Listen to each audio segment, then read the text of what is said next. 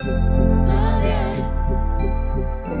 como Dios, nadie.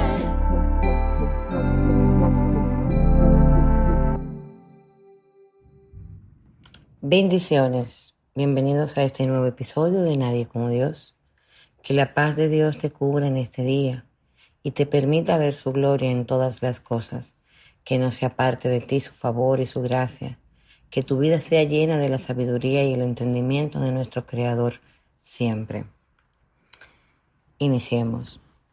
Hoy traigo para ustedes un nuevo episodio donde la palabra es tomada de Hechos 9, la conversión de Pablo. Y mientras yo leía estos capítulos, el Señor me ministraba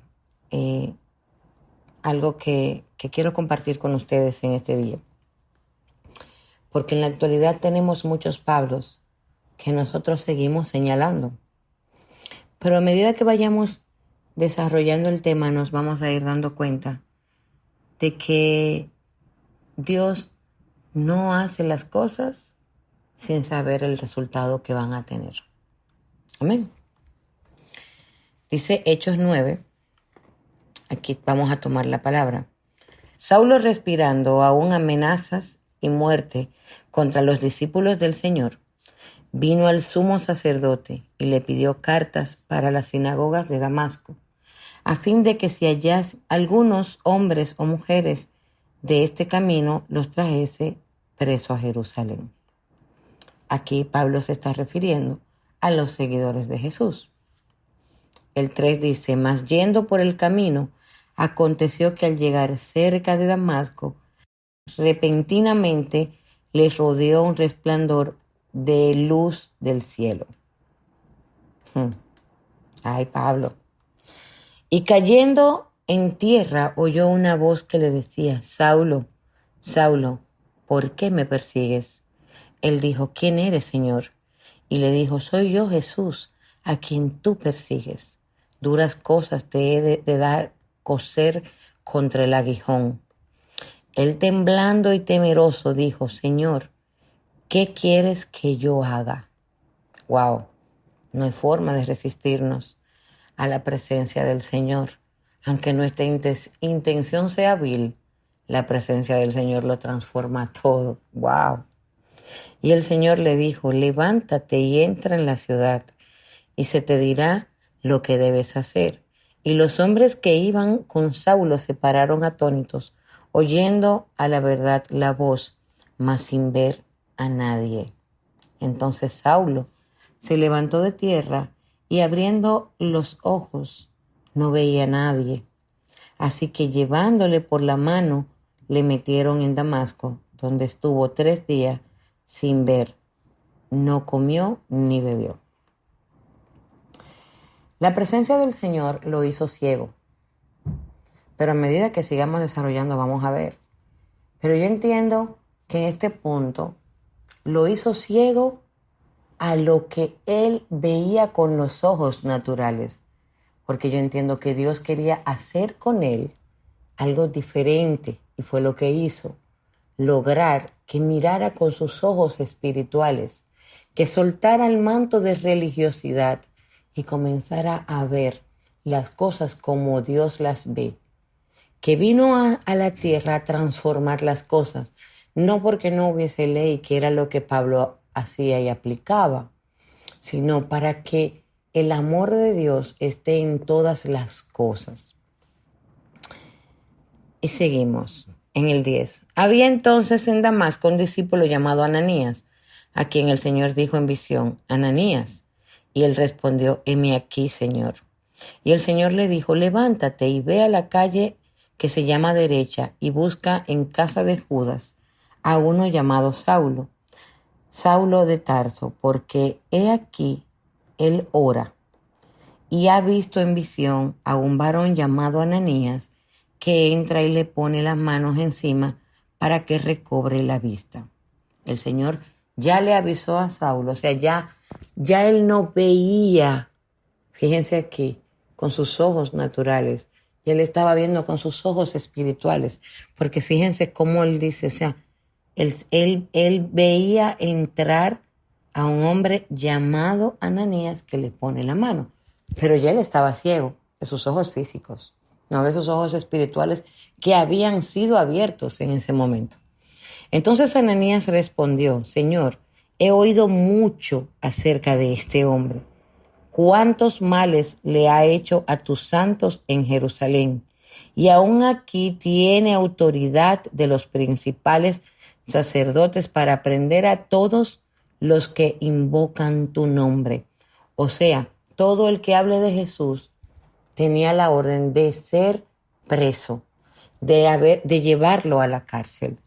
El Señor le dijo, ve, porque instrumento escogido me es este, para llevar mi nombre en presencia de los gentiles y de reyes y los hijos de Israel, porque yo le mostraré cuánto le es necesario padecer por mi nombre. Wow. Hay una palabra en Primera de Corintios que también es escrita por Pablo en una de las epístolas. Está en Primera de Corintios 1, del 28 al 29, y dice, y lo vil del mundo y lo menospreciado escogió Dios, y lo que no es para deshacer lo que es, a fin de que nadie se jacte en su presencia. Yo aquí entiendo que Pablo hablaba exactamente de su misma condición, porque el Señor le visitó. ¿Qué mejor instrumento para hablar de las cosas que Dios puede hacer, de las cosas que hizo el Señor a través de su Hijo Jesús? ¿Qué mejor instrumento que aquel que no creía en la venida del Hijo del Hombre, de que ya había estado aquí, que lo habíamos crucificado, de que su venida se cumplió y que las profecías se habían cumplido, que aquel que perseguía a aquellos que eran seguidores de Jesús y al mismo Jesús? Cuando decimos yo me equivoqué, las personas nos suelen poner más atención porque quieren escuchar nuestra equivocación. Quieren escucharnos humillados a saber qué tengo yo para decir, en qué me equivoqué. Sin embargo, Dios toma esto para glorificarse, porque ahora Pablo va donde todos los que él había ido anteriormente a ponerlos en alerta para que agarraran a los seguidores de Jesús y los llevaran presos, para decirle, este sí era el verdadero. Yo me equivoqué. Yo tuve un encuentro con él después de haber sido crucificado. Yo no aproveché la presencia. Yo no reconocí al Hijo de Dios. Yo fui vil y mi religión me tapó los ojos. Eso era lo que estaba diciendo Pablo. Por eso fue tan poderoso aquel instrumento que Dios tomó. Pero no hablemos de Pablo porque muchos conocemos a Pablo. Ahora, ¿por qué lo seguimos haciendo cuando vemos a alguien y no entendemos que Dios obró en esa persona? Cuando vemos uno que salió de la cárcel, que se arrepintió, que tuvo un encuentro con el Señor. ¿Qué mejor aquel que sabe cuál es el resultado de trabajar para el infierno y cuál es el resultado de trabajarle a Dios? ¿Qué mejor aquel que ha experimentado un cambio? ¿Qué mejor que aquella prostituta que tiene que reconocer que se equivocó y que estaba haciendo lo incorrecto? ¿Qué mejor que aquel chismoso que se arrepintió de ser chismoso? De aquel ladrón que dejó de ser ladrón. Muchos no entienden por qué Cristo le dijo a Zaqueo, baja, que es necesario que yo habite en tu casa. Jesús le estaba diciendo, es necesario que yo esté en tu corazón, es necesario que yo habite, no que visite, que yo habite en tu casa para que todo sea restituido. Pero no lo creemos cuando lo hacen otros. Hoy lo leemos que lo hizo en Pablo. Hoy leemos y todavía no sabemos cuáles fueron los alcances de las cosas terribles que hizo Pablo. Lo leemos y entendemos la grandeza de Pablo. Pero cuando lo hacen con otro hermano, cuando creemos que Dios terminó de hacerlo, y no es así, Dios continúa haciéndolo. Por eso Él dice, de lo vil del mundo y lo menospreciado, escogido de Dios, y lo que no es, para deshacer lo que es. O sea, para deshacer aquello que nosotros hemos visto durante mucho tiempo, y no importa si lo creemos o no, depende de nosotros, y no lo perdemos nosotros. Pero cuando Dios hace algo, lo hace bien.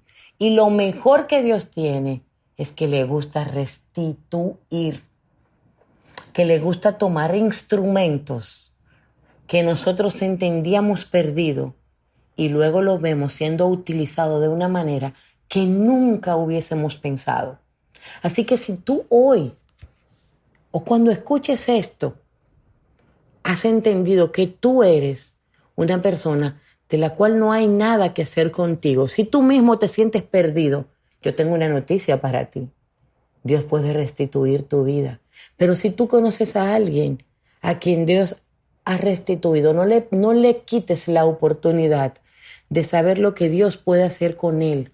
No lo menosprecies tú, porque tú estás menospreciando la obra del Señor.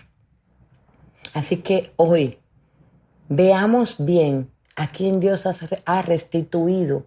Busquemos en nuestro entorno aquellos que Dios ha restituido, porque Dios lo hace. Dios no terminó con Pablo. Dios continúa haciéndolo. Lo que pasa es que nuestra fe es pequeña. Entendemos que Dios lo hizo con Pablo y terminó ahí. Y no es así. Pablo es solamente un ejemplo de las cosas que Dios puede hacer. Y nos queda como evidencia para que podamos creer. Pero para que Dios haga, solamente tenemos que comenzar a creerle. Yo no sé a quién tú le has negado la oportunidad. Yo no sé quién te ha negado la oportunidad a ti. Yo solo sé que conozco a un Dios que lo hace bien. Y no importa quienes nos hayan menospreciado, quienes no hayan creído en nosotros y en quien tú no hayas creído. Simplemente Dios lo hace y depende de nosotros no limitar el poder de Dios. Los instrumentos de Dios son cosas que Dios la ha elegido con mucha precisión, con un objetivo específico para lograr glorificar su nombre, su gloria y su poder. Porque solo así podemos comenzar a creer. Hasta que no vemos cosas extraordinarias, no creemos, porque nuestra fe tiene limitantes. Pero ¿sabes qué? Dios también es el Dios de los detalles. Dios también es un Dios de cosas que a veces creemos que no. Así que no dejes de pedirle al Señor. Y te invito a seguir escuchando nuestros episodios cada día, que traemos consigo nuevas enseñanzas, donde podemos crecer juntamente. Recuerda que te amo mucho. Hasta el próximo episodio de Nadie como Dios. Bendiciones.